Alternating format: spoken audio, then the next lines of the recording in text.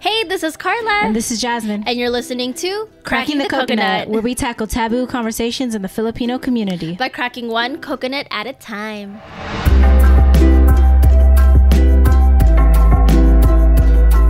Hello, Coconut fam. Welcome back to Cracking the Coconut. I hope you all are having a super duper amazing day, night, weekend, whenever.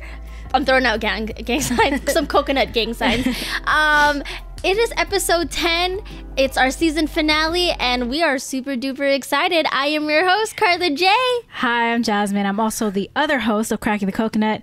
Welcome back. You know, it is episode 10 of season 1. That means it is a wrap for our first season, our very first season of Cracking the Coconut. It's a wrap. But don't you worry, because season 2 will be coming at you very, very soon. Yes, very excited for season 2. We're going to have a lot of cool guests on the podcast, which is something we didn't do this first season. But, you know, hey, that's why you saved it for season 2. You know 100%. And something else that we're going to be doing in season 2 more often that we actually started towards the end of season 1. If you haven't noticed, if you're not following us on socials, definitely follow us if you're not. But we're going to be live streaming wow, cannot talk. I'm so excited. We'll be live streaming every Tuesday on the Kumu app, which is the #1 streaming app in the Philippines, and they're opening up their North American tab, and we're some of the first creators on there, so really excited. So join us 8 p.m. Pacific Standard Time, 11 a.m. Philippine time for some good shit. Yes. And did you mention what it was? I did. Okay, there's a reason why I don't remember. We'll get to that. But yeah, you know, it's really exciting on the Kumu app. Pretty much think of it as the after party, the after show of Cracking the Coconut, the podcast. And it's a place where everybody can live stream and talk to us in real time and really have a conversation. That's something we can't do as we do these podcasts. Yeah, 100%. So if you join us on these live streams, there is a little chat, and we can see every single question, every single comment that comes in. So if you have a question, we can answer those in real time. It could be about anything. Doesn't have to necessarily be about the topic that we're talking about in that specific live stream. It could be, hey, what's your favorite color? I don't give a fuck. Yeah, anything goes. Anything goes. There are no rules. So yeah. And speaking of no rules, today's episode has no rules at all. Basically, what we have here is, if Carla will show you all, we have a plate of food. I whipped up some vegan Hawaiian shrimp. We have some mac salad, also some coleslaw. We're missing the islands, so we brought the islands to us by making this delicious plate. And tell them what's in the coconut, Carla. Okay, in the coconut, we have a little coconut here, and inside we have 10 different topics, and we each wrote 5. Yes. And so what we are cracking today is a plethora of topics, and so we're each just gonna pluck one out of the coconut and read them out and kind of shoot the shit. Also, speaking of no rules, we have a little bit of good herb. California green herb. And inside this, I have a little bit of tequila with some pog and calamansi juice. Some tequila. And my favorite, black balls in my motherfucking mouth. She's talking about boba. For those who don't see the visual, she means boba this time. Yes, this time I'm talking about boba and black balls. But yes, which reminds me, if you're listening on Spotify or Apple Podcasts or anything like that, now would be a good time to actually switch over to YouTube, if you can, because you want to watch us. It's going to be a little bit of a mukbang, a little bit of a drinking, smoking sesh. It'll be lots of fun. So. You can just see us stuff our faces with different things. Yes, yeah. I know it's that kind of party today. It's that kind of party. So, let's fucking do this shit. I'm hungry also. Yeah, you know what? I actually want to take a bite because I'm starving. Yeah. You know, Carla, we're not using a table, but I brought my own. My table. That is her table. Not sponsored by Farberware. But yeah, this is my table. Do you want me to hand your plate to you? Yes, please. I'm weird. I'm the type of person who needs to eat at a table if I'm eating from a plate, because if not, it's just not my mood, you know? It's not the mood for me. It's not the mood. Thank there you. you go. You're welcome. Look at this. What a great co-host. You know what? I You got want to you. feed me too? I can wipe your ass too, girl. Just let me know. We homies. No, thank you. I wipe my own. Thank you. Yeah, I'm gonna take a bite. So, my mouth is literally watering. What we have here is, like Jasmine said, we kind of created our own little Hawaiian shrimp plate here, and we are actually plant-based, so we don't eat any meat. So this shrimp is vegan shrimp. If you're interested in any of the recipes, we'll have links down in the blog post, as well as a link of where you could find this vegan shrimp. It tastes so fucking good. Fuck yeah. This is hitting the spot. It's hitting. Fun fact, we're actually in the middle of a move. This is not our first, but our second move during the pandemic. And let me tell you, it is a stressful ass motherfucker. And plus we work full time. It has been a week, y'all. It's been a motherfucking week. But this helps for sure. Yeah. Okay, let's get started with the topics. You want to pick first, or should I pick first? You pick. Okay. Okay,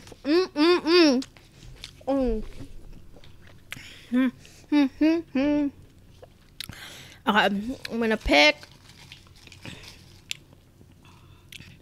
Here we go. Let's see. We have. Okay.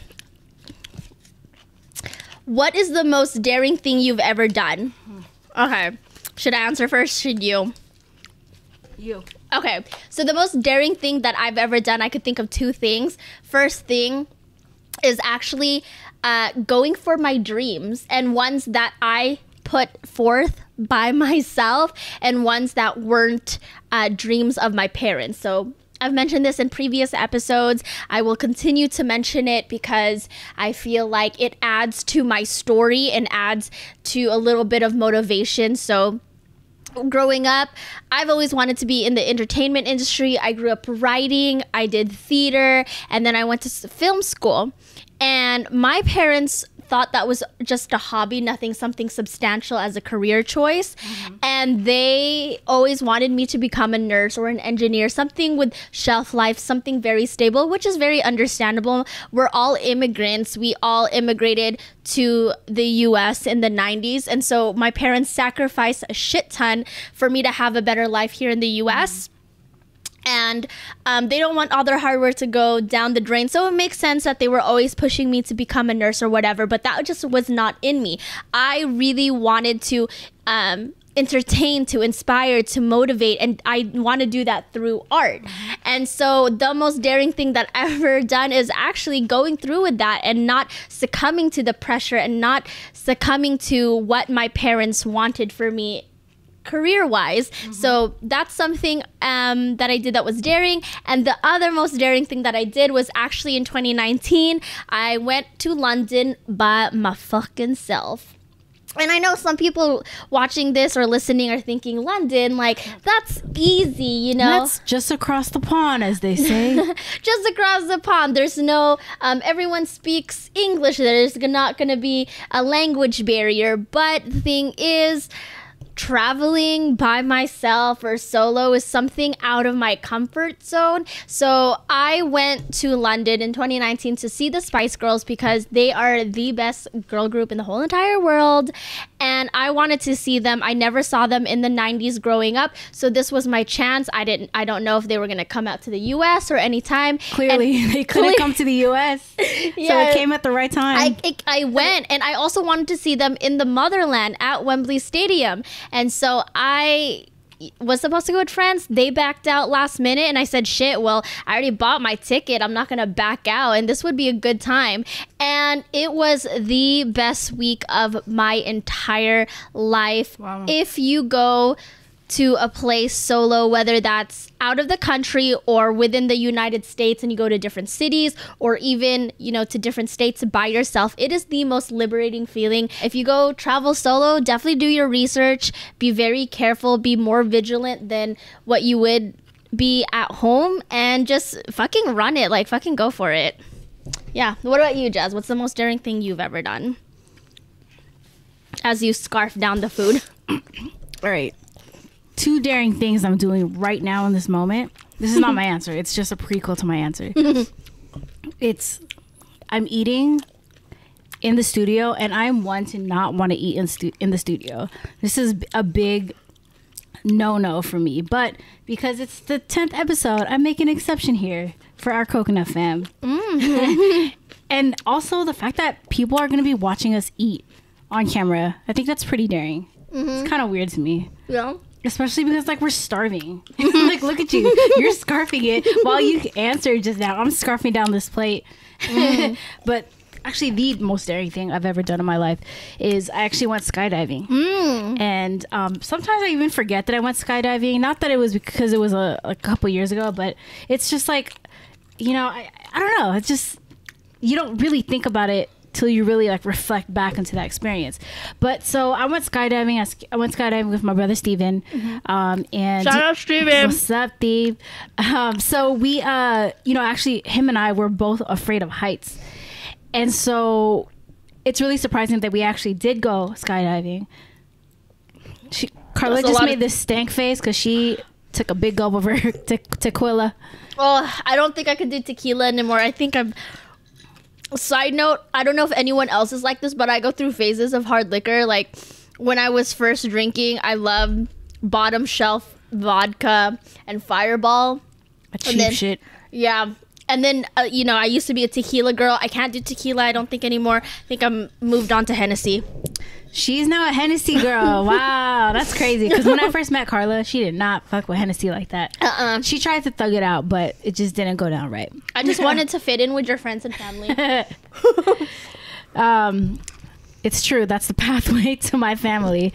But yeah, me and my brother were both scared of heights. But there came a time a couple years ago where we were both going through breakups. And I remember I was visiting the Bay for a week one time, and I was like, yo, we should go jump out of the plane. We should go skydiving. And he was like, down, you know, and we were both scared as fuck. But like, I feel like at that moment, we both needed just a liberating action. You know, it wasn't being stupid and, you know, acting reckless, but it was something, I mean, I guess it was reckless. A little bit. Skydiving is reckless, I guess, because all you have is the faith of this parachute opening up, and then the faith of the person you're going tandem with, right, to pull that cord for you. Because imagine if the person was just like, you know what, I don't feel like it today. Yo, that actually is a thought that I haven't thought of, but that is scary, right? What if that person who you're tandeming with, attached with, they're like, you know what, not today. But in all seriousness, you know, it was in the fate of my fate was in the hands of this person, but also in the fate of the universe. If the universe was like, you know what, you're gonna land safely, then you're gonna land safely. But you know, I remember we go up on the plane, we take this little plane to the sky, you know, and a whole bunch of us, there's probably like 4 professionals that went in front of us, and then my brother and I were the last 2 to go out. And then the instructor asked, who wants to go first? And then my brother was like, oh, Jazz wants to go. And I was like, oh, fucking bitch. But I was like, you know what? Let's do it. And they asked you, how do you want to jump out of the plane? And I was like, you know what? I want to backflip out this plane. So me and my instructor, the one I was going tandem with, we jumped out of the plane and backflipped. That's cool. And it was like, you know what, I'm gonna go into this with style. And then I just remember the whole time when I jumped, as soon as I jumped from the plane, I was like, what the fuck?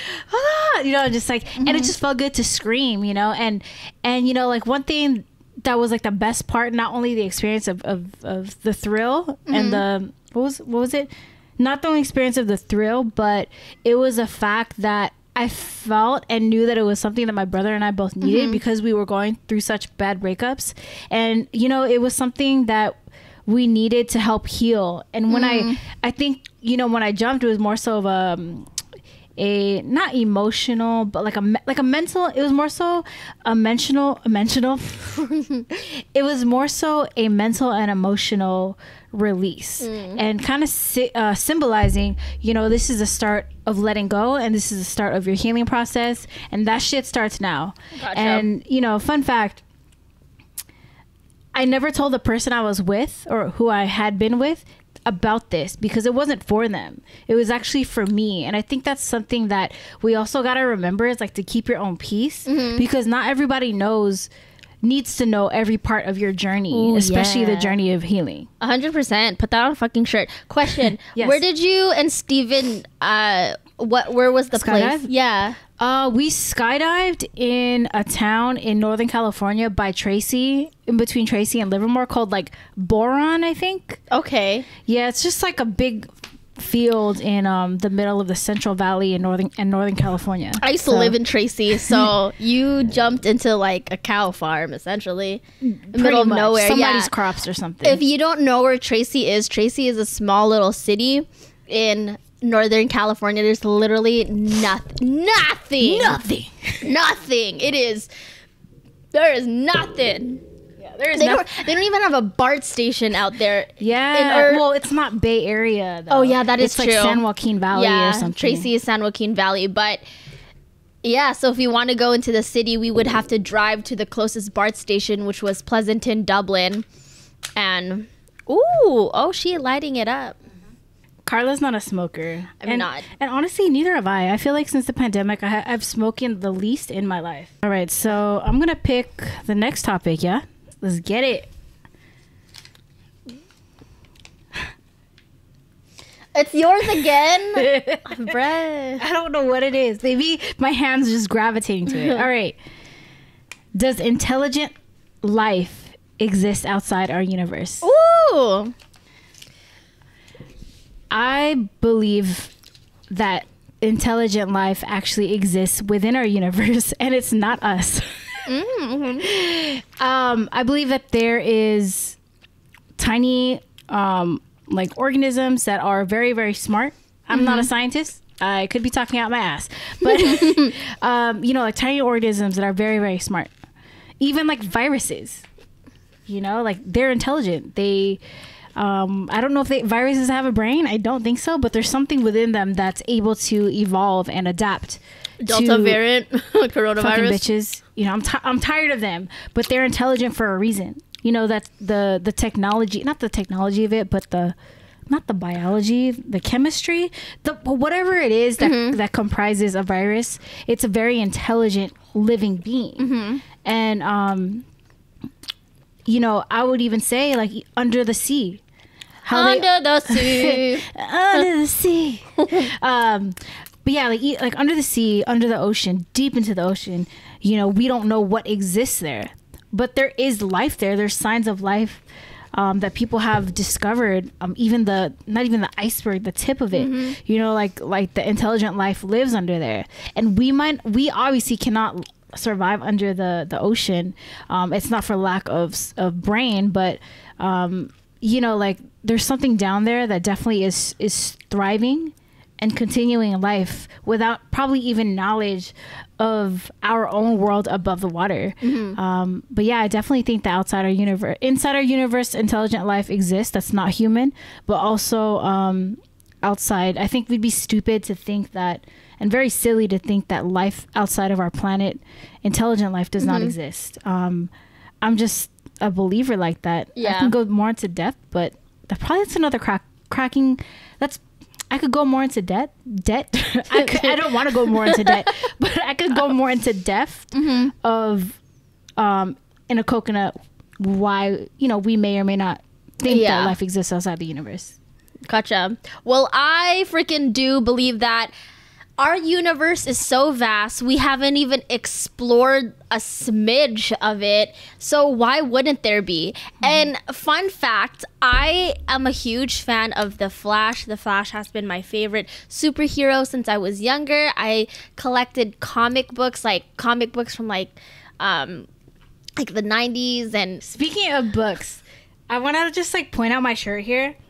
So this shirt is from Archipelago. It's a Filipino bookstore in San Francisco, downtown. I think the first time I went to this store I was in college. I went to SF State, and it's a really cool bookstore that has like Filipino books that are not common to find in Barnes and Noble. So peep it out if you're in San Francisco. Nice.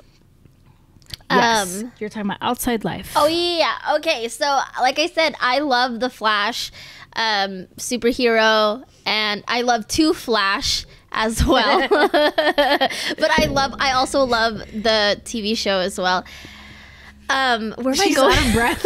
Like, where am I going with this? She ran like the Flash. I did. The Flash reference. But okay, so in the universe, the DC universe, they have multiverses, so multiple universes. I 100% believe that there are parallel universes. Like there's another Carla and Jasmine somewhere in a whole different timeline, different plot line. Because if you think about it, time is such a weird, it's like a social construct, but it's such a complex idea. And the more I think about it, I get a headache. Any little decision you make could completely alter your day. Like today we went to go get boba, but what if we stayed home and didn't? I mean, obviously there's like parts of the timeline that are soft that you can change and it won't affect the future, but then there's like other parts of the timeline where it could completely clusterfuck and change fucking everything. So I feel like there's so many simultaneous timelines happening. So the butterfly effect. Yeah, like there's a Carla and Jasmine who didn't go boba, and there's a, you know, in a whole different timeline. So 100% I believe that shit. And then I also believe what you were saying with the ocean. They haven't even explored the entire ocean. So I 100% believe there's some weird creepy ass creatures down there that were alive during the dinosaur era that are still, that haven't gone extinct. They've only adapted. There's like probably living dinosaurs down there. Oh, 100%. Like I totally believe that. That shit is fucking crazy. And another thing that I also believe in, this is just turning into like what I believe in. You sound like Cher. Do you believe? Oh my god. What was I saying? I don't know. There's okay, you talked about the ocean last, and then you were talking about a third point. Yeah. Okay, I feel like this is a whole, I don't want to keep going, so I feel like I'm just gonna stop it right here. This could be a whole different coconut too crack, but there's just like so many parts about just life and like, I don't know, it's fucking crazy out here. I want to go into this sometime because I also want to talk about if you believe in an afterlife. And or like reincarnation, because man, I can go deep into that shit. 100% reincarnation, yes, 100%. Like I believe that shit. I do. And then also if you believe in doppelgangers. Oh fuck, that shit scares me. I actually like don't like thinking about it.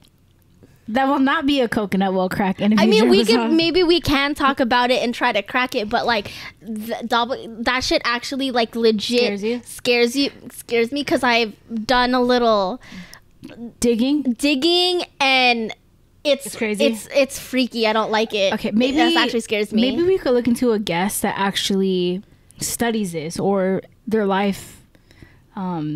They found a doppelganger. I don't know. It's up to you. I don't know. Do y'all want to see or hear us talk about doppelgangers and freaky shit that's possibly real? And yeah. Hey, Carla, do you like ube? I fucking love ube. So, okay. I love ube. If you haven't tried ube, you need to get down with it because it is one of the most popular flavors right now, I'd say, out there in the dessert world. Ube is a sweet potato, a purple sweet potato that you often find in the Philippines. And so with the ube, actually, no, this is taro. Taro and ube are completely... They're like cousins. They're cousins, but they're not the same thing.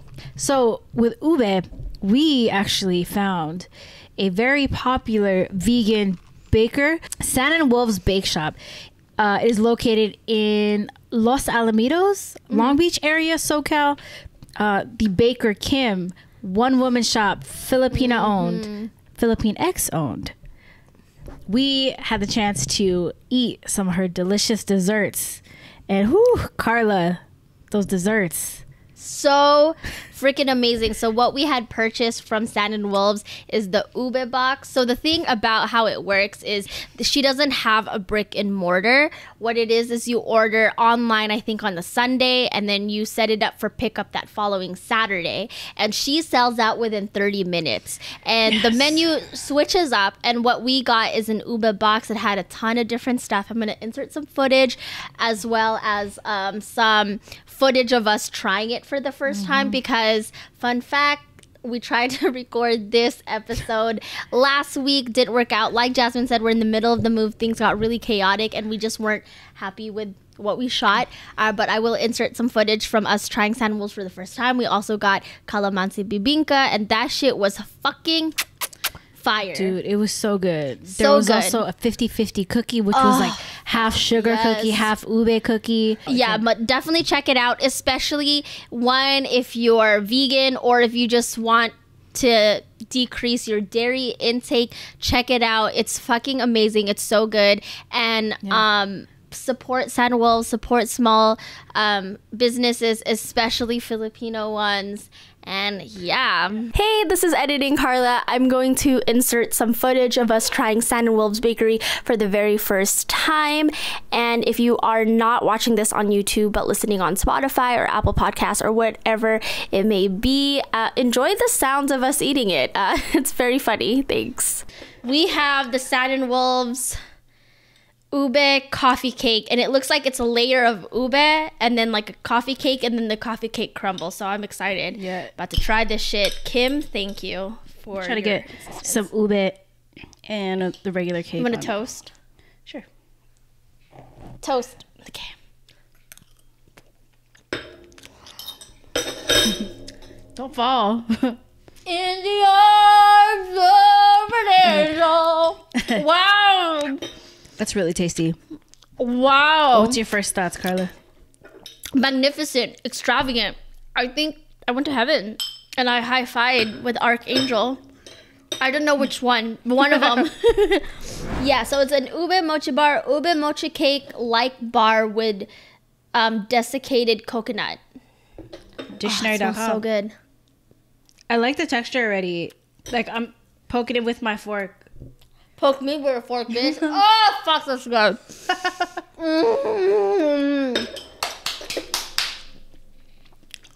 Wow. So be sure, if you're in the LA area, Long Beach, go check out Sand and Wolves. Say hi to Kim. She's a very nice lady. Yes, sandandwolves.com. And then you can also find her on Instagram, Sand and Wolves Bake Shop. Yep, we'll put all that information in the blog post, so be sure to check it out. Support her if you want some delicious treats in your tummy. Or miss out. Your choice. Your choice. Okay. I think it's time for you to pick one, Carla. Okay, let me grab the coconut. That's what she said on that lonely night behind Food for Less. Okay. Let's see. Ah! It is. Okay. If you were to go back to college, what would you study? Wow. That's a good question. Thank you. I thought of it myself. She thought today. I thought today. While being a thought. Just kidding. I'm just gonna get my table. Oh, let me pass you your food. Thank you. Carla's my server today. Oh. Here you go, madame. Thank you. You're welcome. We'd like some more water with our... we'd like a water refill, please. Thank you. Okay. So if I were to go back to school and study, what would I study? So, and you can't pick your same major. Mm-hmm. It has to be something different. So I think I would want to study... Actually, I would want to go into like computer sciences and do more computer things like coding. I would love to learn how to build a website from scratch. So fun fact, I've been building websites since I was 11 years old.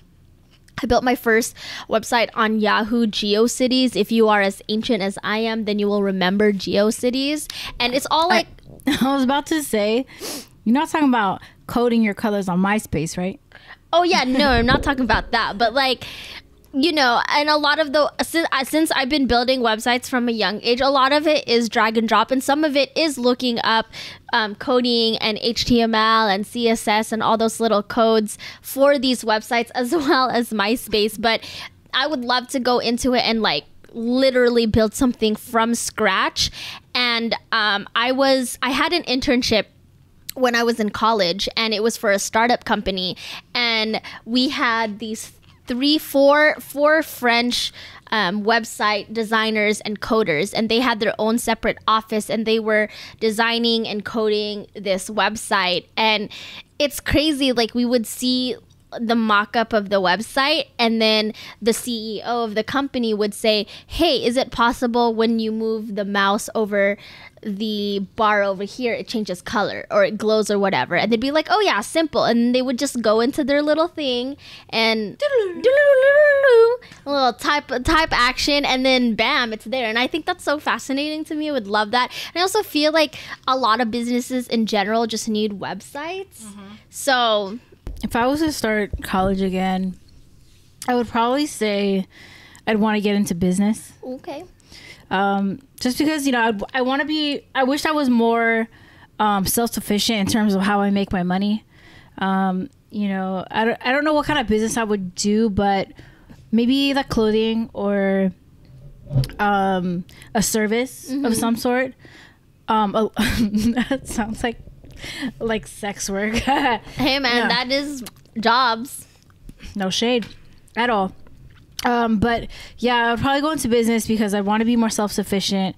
You know, especially now because it's such a struggle to not only find work, but yes, some businesses struggle, but that's because they had a brick and mortar or you know, other things that came up where they couldn't, you know, pay, and their business unfortunately went under.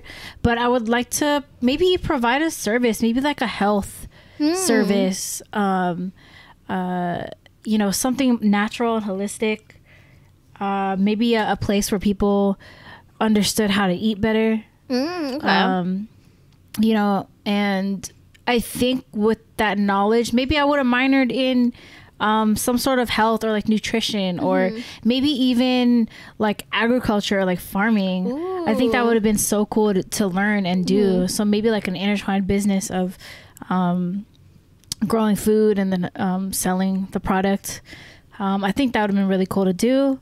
And sometimes I think, could I still do it? Who knows? Maybe. But I also don't want to go to school. But but yeah, I think, you know, the good thing is, like, I think about both of our could have been majors. We could still technically learn it. You know, like, it's not like and like, you don't even have to go to school to learn too much about it. Yeah. Like, you know, there's ways to educate yourself and learn. So I think that's really cool. You know, never, like I said before on the podcast, don't stop learning. Like, in life, you have to always keep learning, and you can learn through anything in life, you know, an experience, a person, you know, reading, whatever. But yeah, keep learning. All right, let's go pick another topic. I wonder what this is gonna be. It's like a raffle or something. All right, losing your virginity. Losing virginity. There's so much to talk about this. I guess I'll talk about if losing virginity was important to me.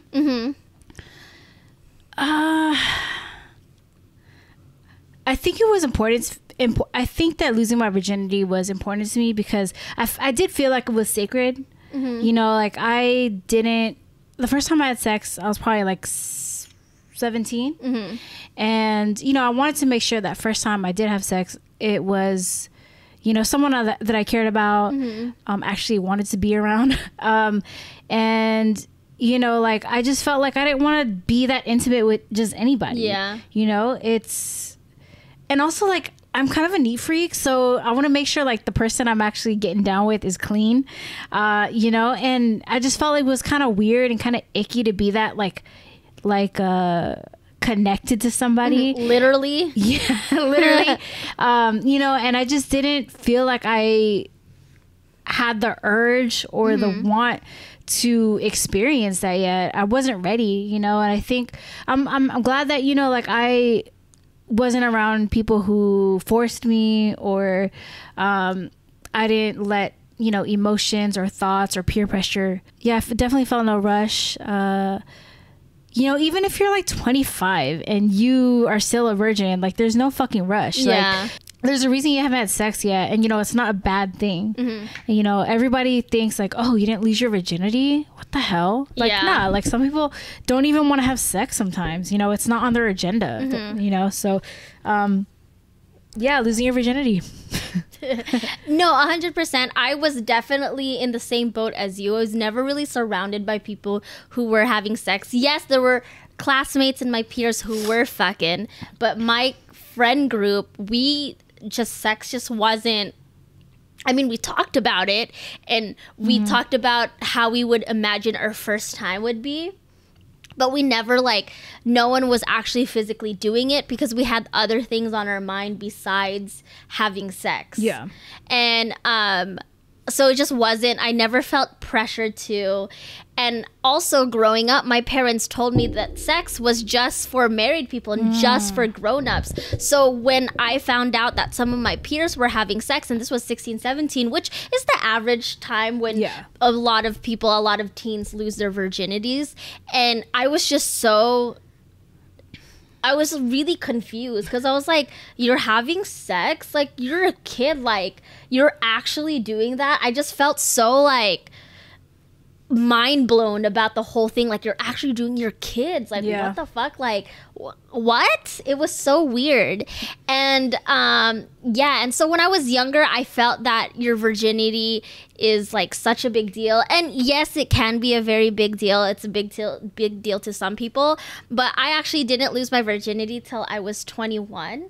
So some people would say that's, like, a late bloomer. Yeah. I just felt it worked for me. And by the time I was that age, I was a lot older, and I had gone out, partied, I did my thing. And so when I was ready to lose my virginity, it was not someone I was with. It was a friend of mine. It was during college. It was fun, but it wasn't the most magical show-stopping thing that they talk about in movies or TV shows. I was just about to ask too. I was like, was your first time a good time? It was good. It was good, but it wasn't like, I didn't owe. You know, she didn't come. I didn't. There was no coming whatsoever. And here's the thing. I think it's because, one, the guy didn't know that I was a virgin. So it was already in the back of my head that this guy doesn't know I'm a virgin. And then it was also like, oh, did I shave correctly? Is everything looking kind of cute and snatched? Yeah, you're like in your head about I'm this in my whole head. sex. And if you're not having sex or you've never owed before, in order to get to that level, that elevated level, you have to be really, really relaxed and be chill about it. And I was not chill. So I definitely didn't, reach anything. But it was fun. I have a question. Yeah.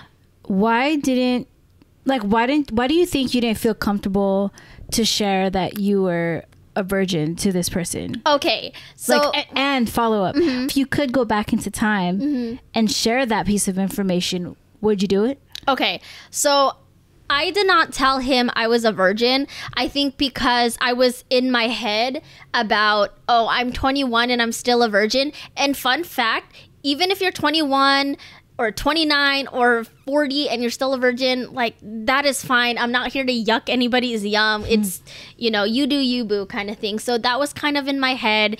And then also I just, like, this was a guy, yes, he was a friend, but he wasn't like someone that I was telling secrets to and being intimate in a more soul level with. And so I didn't feel comfortable telling him, hey, I'm still a virgin, so be gentle with me or whatever, or it might not go in all the way or whatever. So I just didn't feel comfortable. I think if I could go back, I would definitely say, hey, I'm a virgin, and like just be honest about it. And if he didn't want anything to do with me or didn't feel comfortable having sex with someone who didn't have experience, it is what it is. Yeah. Also at my age at that time, I had a pretty good head on my shoulders, and I knew that this could be a one night stand. This could maybe turn into a relationship, I knew to ask the guy. Gotcha. I knew to ask, like, you know, what's going on? Is just this for fun? Are we gonna just do this all the time? Is it just a one-time thing? I knew to ask, so I didn't get my hopes up or whatever. I knew what I was going into. Yeah. And I feel like a lot of people don't do that. A lot of people do not communicate with, whether it's your significant other or just someone you're trying to be friends with benefits with. Yeah, definitely. Whoever it is, you know, that communication when it comes to sex is very, very important. Because it's fun, but it's a very, very touchy, not just literally, but very touchy subject. Yes, and there's a lot of baggage that could come with it. And man, I feel like this could be a whole different coconut too, Crack. But if you're gonna have sex, have fun, be safe, do you, but definitely communicate and definitely go into it with like a good head on your shoulders, because there's some people that could really get hurt if they go into it and think, oh my gosh, this guy's having sex with me, that means we're gonna get together and get married, where the guy's thinking, no, I just want to fuck. Or it could be the opposite. A guy could go into it and think, oh my gosh, this girl really, really loves me, but she's just trying to get some, which is totally fine. Yeah, for sure. Your turn. Oh, wait. Didn't I? Yeah, because I picked it. Okay. She's trying to cheat here. She's trying to make me go twice. Okay.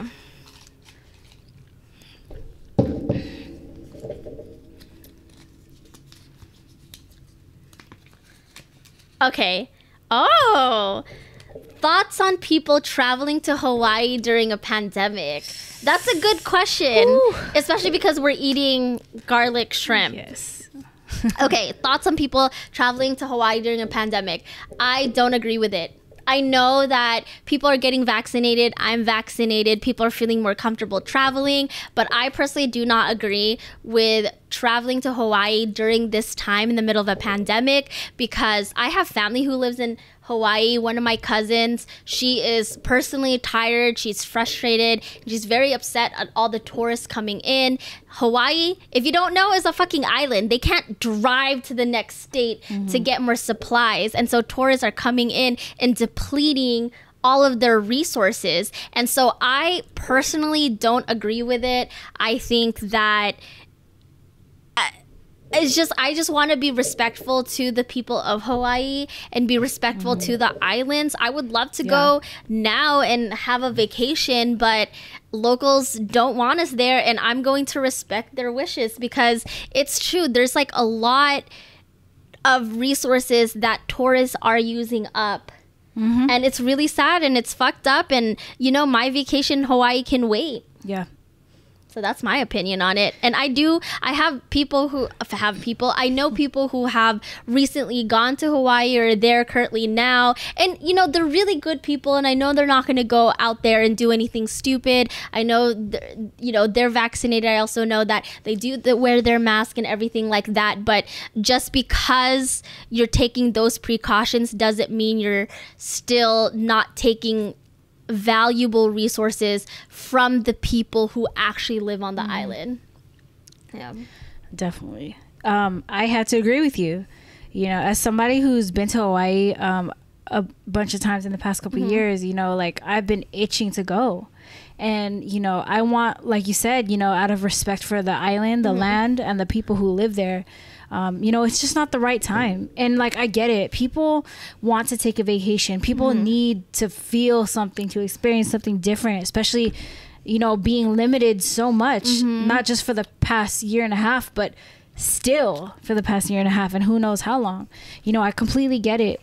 But, you know, like I was reading something the other day too, that I think in Maui, their resources are really depleted, you know, and even when you go to the road to Hana, like it's already an area that's very very sensitive because of the roads, but also the more roads that run through the more cars that run through the road, the more damage the road's going to be. And then it's going to become more dangerous for people to even travel to and from, you know? And like, so, you know, there has to be like some infrastructure change there, you know? And that's kind of just an example of how the more people come to the island. I think there was like a statistic that said, like the number of people going to Hawaii are like the same as just like any time, like as if the pandemic wasn't happening.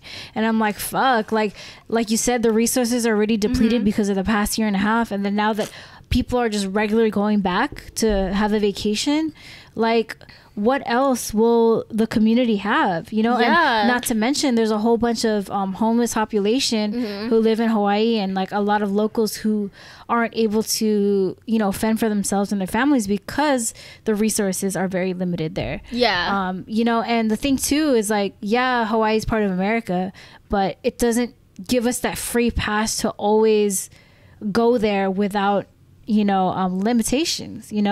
Like Carla said, it's an island, and the island can only do so much to uphold itself. And I think people ought to go be mindful there. Like you might be smiling, taking your Instagram photos or whatever, but at the same time, right next to you is somebody who lives here, and you need to respect them and respect the land.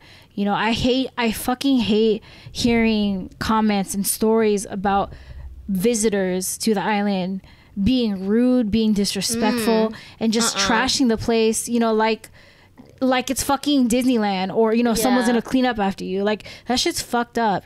So I would say, do what you do, obviously, but if you are going to Hawaii, at least be mindful and treat the people there well and treat the land well. 100%. Like, just because they're allowing you to travel to Hawaii does not mean you actually have to go. Don't do anything to fuck it up. Like, I could just and I could go on and on, because there's also people like rich white Americans who moved to Hawaii. And yes, Hawaiians are also American technically, but they move out there and they push natives out. And Hawaii's become so expensive to live in. Like also the fact that fucking the founder of Facebook, he bought acres out there. To own the fucking land. Like, this land is not for you to own. Like the fact that fucking money runs the world is so frustrating, because these people who are fucking billionaires think they can just go run up and buy an island. Like, I know, that shit is so fucked up. Like, I think the part that like bothers me the most is the fact that you're taking something that will never be yours. No matter what the fuck a piece of paper says, that land is never yours. Just because you bought it and you have a piece of paper, a title that says it's yours, it's not yours. Okay, let's pick. Oops, it's stuck together. Okay. Moving.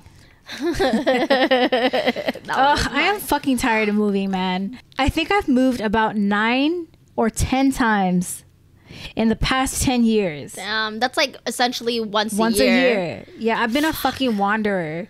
And it reminds me of that one Janae song. Yeah, Spotless Mind. There you go. Fun fact, I actually have Wanderer tattooed on my wrist. That's one of my favorite tattoos. But yeah, I've moved 9 or 10 times in the past 10 years. And I actually liked it because, like, I'm kind of free like that. I think I'm in, for the past 10 years, I've been searching for home. Okay. Since I left home. And, like, I dormed at school for 2 years, but I still lived outside of my space. Hold on, what am I saying? But I think like in the 10 years, I've always found myself searching for a home. Gotcha. Especially because, my family life has changed so much in the past few years. And I'm no longer in the house I grew up in. I'm trying to adult and figure out what home is. And I think, possibly I'm starting to enter that space, as we move to a new location. I would like this place to be home and feel home, and home is not a place. It's a place you feel most comfortable with you and the people around you. Yes. So I'm just trying to nurture that and create that safe space for myself. But moving's fucking stressful, dude. Like I mentioned earlier, this is the second time we're moving in the pandemic. Yeah. And it's crazy. I think one thing, it's always been tough to find a place. Yep. Because you have to go through credit checks. If you apply for an apartment, if somebody's application get processed before yours, that apartment's long gone. Yep. So it is a fucking struggle. But this time around, man, like, it was really hard to find a place. Yeah, incredibly hard, like harder than past years. Than ever, you know, and there's so many things to consider. You have to consider how many rooms you want, how many bathrooms, what amenities you need, you know, whether you have AC, what location, the price, do they accept dogs? You know, there's so much into it. Yeah. And in addition to that, you gotta battle people who have amazing credit scores and thousands of dollars in the bank. You know, and of course, if you have good credit, which, you know, that could be another coconut. But if you have good credit and you have $10,000 to put down as a deposit, more than likely they're going to look at you and think, you know what? We want them because they got money. But they could be a shit tenant. That's the thing. In 10 years, I've been a good tenant, a really, really good tenant. No problems, no issues. But you got somebody who got that in the bank, they're going to get something over me because they got the extra coins and they probably have assets that they could prove that they have, and they're going to be more desirable as a renter. Man, I would love to tackle housing as one of the coconuts. Yeah. Because housing is such a big, big issue here, and there is no sense of care for the people of this country to just find safe, affordable housing. You know? Tent cities. Yep. That is a big coconut to tackle. Yeah, 100%. So I have moved a lot in my lifetime. I've always been the new girl because my dad was in the Air Force. So I moved like essentially every 3 years. And then when he retired from the Air Force, I spent a good chunk of my life in Northern California. But then I transferred to a school out here in Southern California. So then I moved. And then when I graduated, I moved, you know, here and there around Orange County and Los Angeles County. So I have moved quite a bit too. But I haven't moved in some of the places I moved. Obviously, it was with my family, so I wasn't thinking about rent and all this other stuff. So, but I do have a few years under my belt of being out of the house, out of my family's home. And so there is so much to think about moving, especially when you brought up the whole credit thing. I understand it. I get it. I get why they want to look at your credit score and everything like that. But right now, as you know, we're still in a pandemic, but people are starting to get back on their feet. They're getting jobs again. You know, they're not on unemployment anymore. And I feel like asking people for their credit score while we're still in a pandemic or while people are still trying to get their feet on the ground is kind of, I feel like it's really mean and it's cruel and it's not fair. And I know the world isn't fair all the time, but it's just like, I think that's just, it's so fucked up because last year I lost my job and I was on unemployment and I still tried to make my payments on my credit cards. But, you know, I also had to think about rent. I had to think about my car payments, credit card payments, all of that other stuff, utilities and whatnot. And so my credit score did go down several notches, and so it's the lowest it's ever been. And so now trying to find a new apartment, I'm freaking out and sweating out of my butthole because shit, my credit score is so low and no one's gonna want to give me an apartment. But it's just like, I just got a job earlier this year.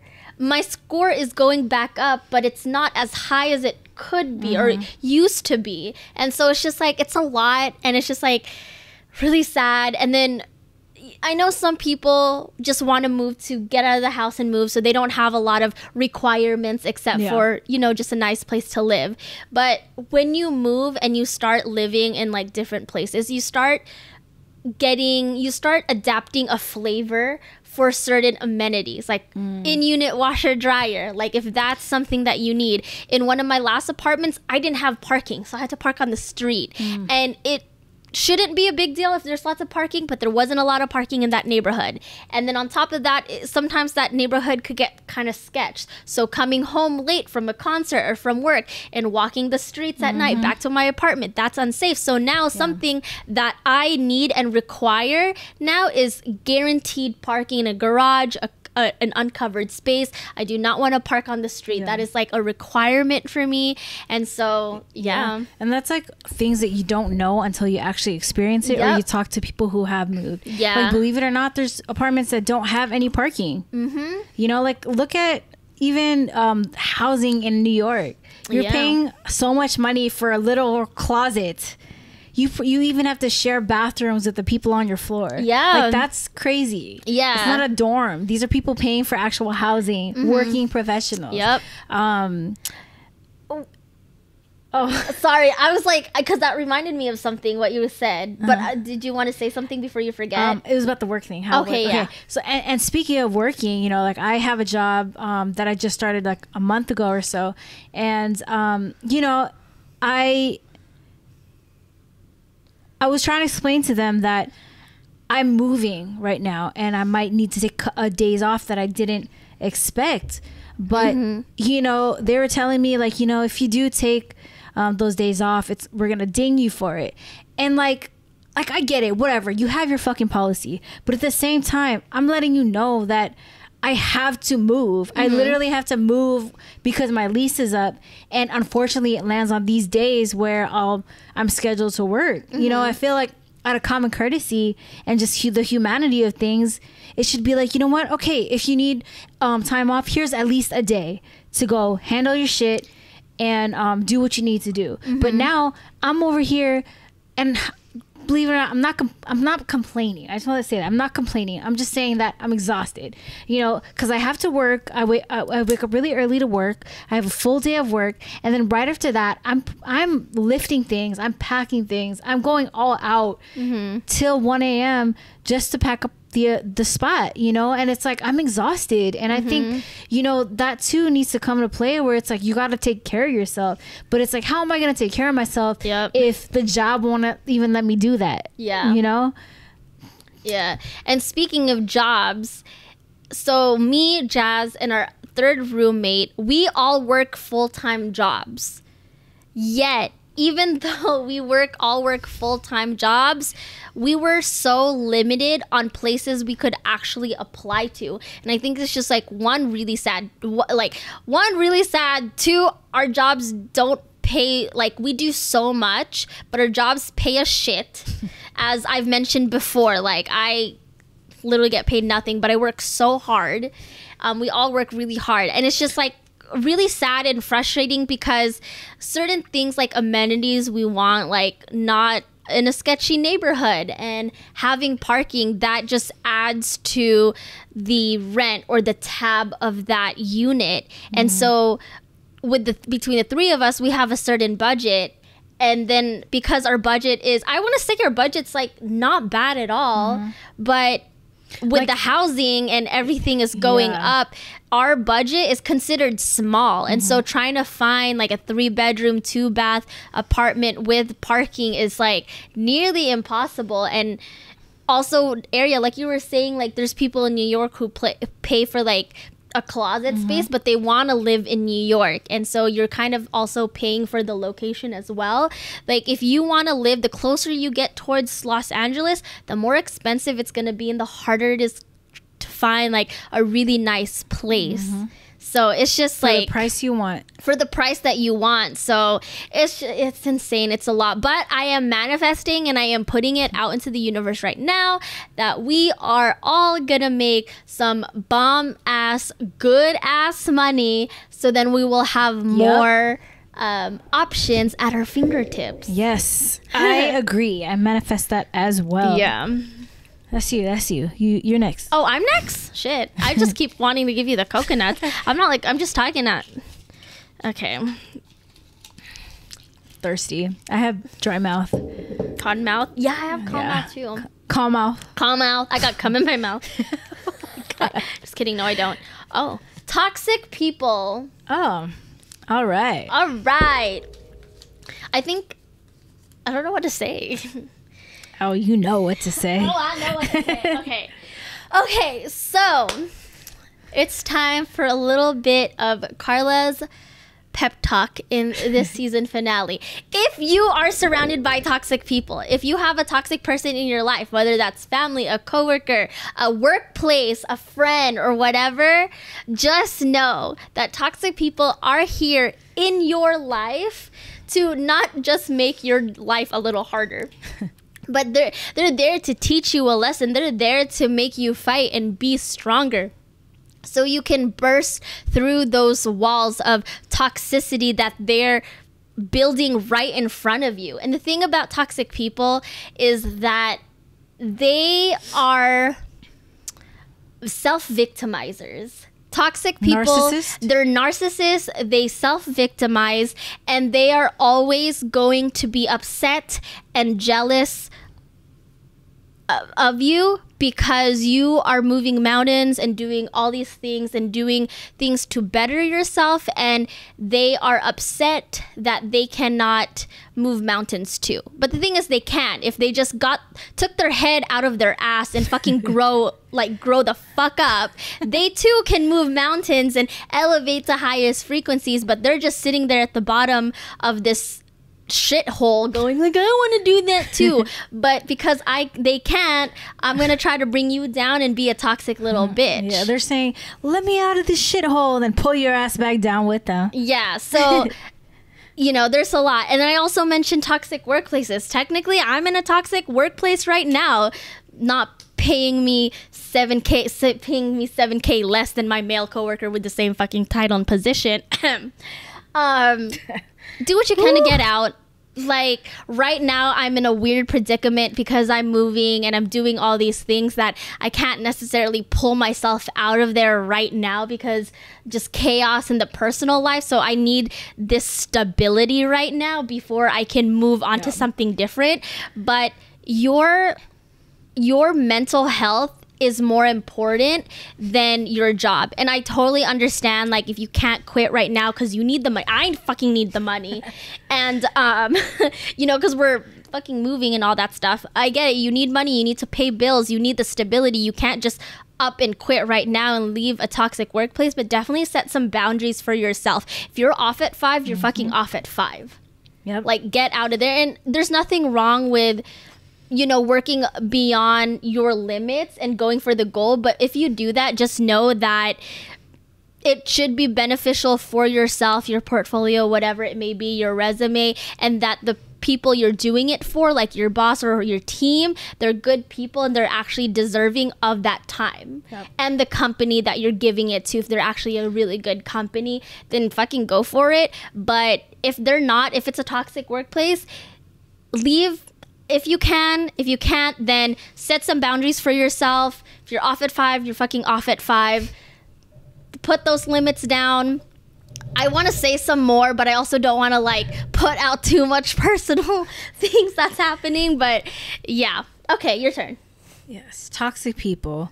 I'm honestly, I like drama-free stuff. Mm-hmm. I'm not into talking shit about people. I'm not into having drama in my life. Mm-hmm. I kind of mind my own business. But unfortunately, it doesn't mean that you don't find yourself with toxic people around you.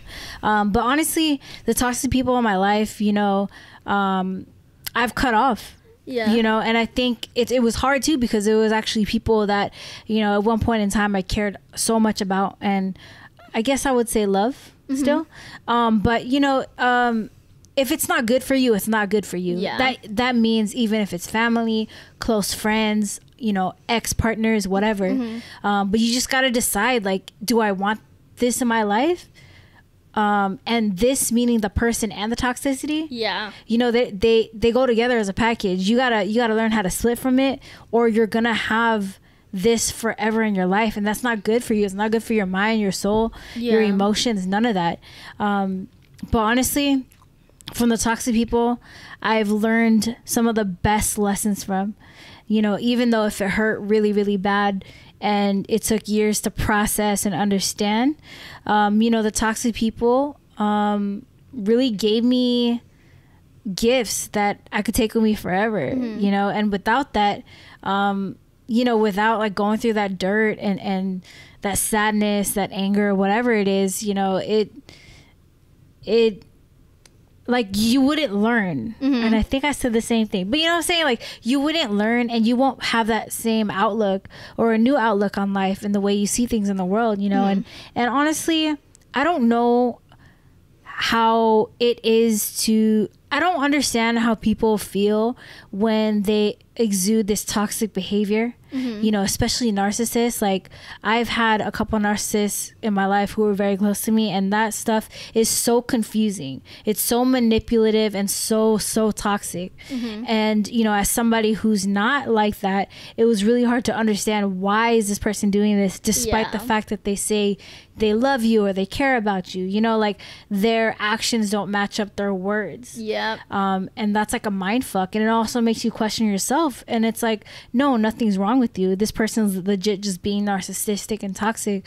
So yeah, man, like you gotta learn, I think at some point, like I said, cut it off.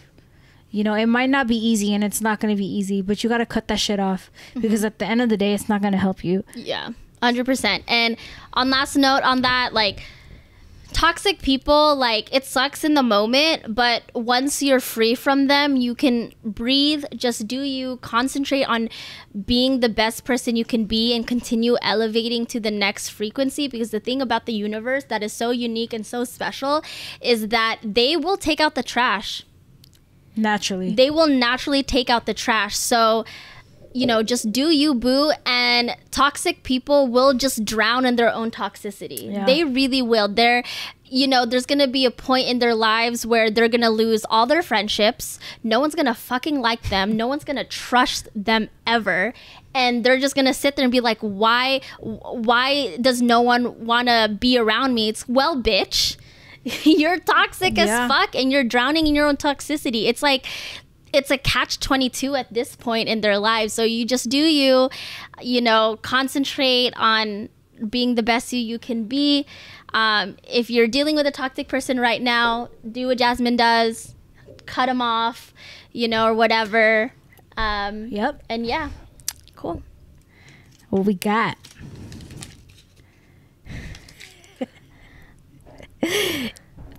What? This is one of my questions. Are you ready? Yeah, I'm ready. Is a hot dog a sandwich? That's a good one. Yo, it makes me want to have a hot dog real bad. Brownie points if you know where that's from. Oh my god. Okay, I didn't think it was going to be that funny. But, okay. Is a hot dog a sandwich? Okay, first off, what I want to do is actually look up the definition of a sandwich, and then we can go from there. Okay. I will look up the definition of a sandwich. What is a sandwich? Okay. A sandwich is, according to Oxford Dictionary, an item of food consisting of two pieces of bread with meat, cheese, or other filling in between them, eaten as a light meal. And example, they go a ham sandwich. Okay. So based on that definition, and this was my initial thought, I believe that a hot dog is a sandwich. Yeah. Like they said, two pieces of bread, and you got meat and cheese in the middle, or whatever filling you want. Yes, it's a bun, but eventually, if you want to be technical, you could break that bitch in half and it's two pieces of bread.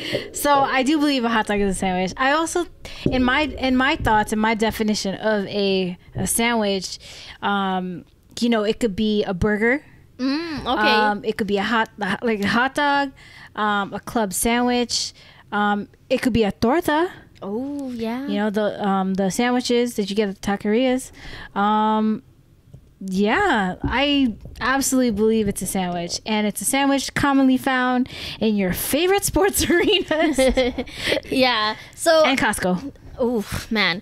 Okay, so according to definition, then yes, I would consider a hot dog to be a sandwich. Sometimes I have cravings for hot dogs, and that just sounds so good. But you know what sounds even better? A fucking corn dog. I have cravings for corn dogs. Yes, like, you do. A lot, like all the time. It just sounds I don't know why. It just sounds so fucking good. Is it the texture of like the breading? Is it like the fact that you can hold it on a stick? Like what's the deal? I think the stick factor, so you could walk around, do your thing. You know. But I think it's like that sweet salty, which I love. Like chocolate covered pretzels are some of my favorite snacks because of that sweet and salty. So you have the sweetness of the cornbread, the saltiness of the hot dog. Fucking magical, man. It's amazing. Yeah, so that cornmeal, the corn dog. Duh, corn. Yeah, I think that's the end. I think it is. Okay, so that is the end of episode 10, season 1, season finale. Thank you for all joining us on this ride. Season 2, it's not gonna be far from this, you know, just wait a couple of months and we'll get something to you.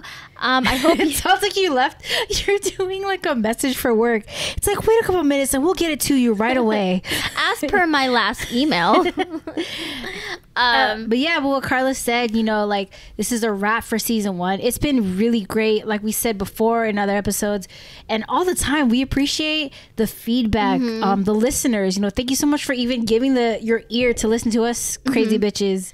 Yeah. You know what I'm saying? Like, but like we said, this platform is meant to bridge the gap between Filipinos everywhere. And, you know, hopefully we made a mark in season 1 to help you maybe just even think about different ideas or how to go about things and understand each other a little better. If you want, check us out on Kumu, like Carla said. Tuesdays. We're going to stream Tuesdays, 8 p.m. Pacific Standard Time. And which correlates to Wednesdays at 11 a.m. in Philippines time. Yes, 100%. Even though season 1 is over, we're still streaming live on Kumu. We'll go back on previous episodes. So if this is the first episode you're listening or watching of us, definitely go back and revisit some of the older episodes. Or if you want to just watch us, you know, shoot the shit, let's do it. Follow us on social media. We are at Cracking the Coconut on Facebook and Instagram, as well as TikTok and Twitter at Cracking the Coco. And you could also catch us on crackingthecoconut.com. Be sure to check it out. We have all our episodes up there. A little bit about us if you want to get to know us. Also, some cool blogs about what the episodes are based on. Things like that. A lot of good stuff there. And also, like we said, hit us up on Kumu. You'll find us at Cracking the Coconut. Yeah, man. It's been great. We'll catch y'all next time. And have a good, wonderful fucking day, night, whatever it is, and get into some trouble like shit. Yeah, stay safe out there. Thank you, Coconut. All right, Coconut fam. We out. Peace. Bye.